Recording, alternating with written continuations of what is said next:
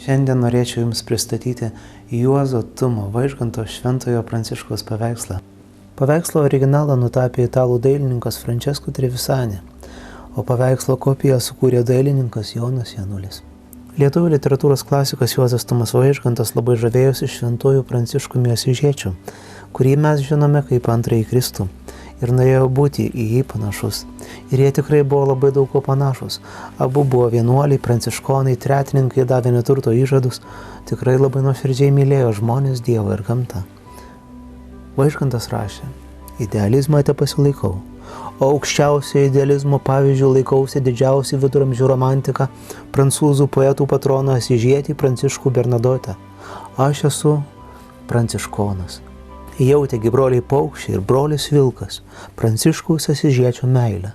Jei jiems gera buvo būti kartu su juo. Aš tikiu legendą, kaip žmonėms nepaslenkant klausyti, šventojo pamokslininko žuvelės atplaukdavo jo klausyti. Aš myliu gamtą. Aš beveik matau, kaip mano akim maloninami žiedeliai vazonuose ar darželių lovose vešliau auga ir skaisčiau žydi. Tikras esi tarpininkas tarp Dievo ir jo padarėlių, kurie vis lygiai reiškia savo garbę savo leidėjai.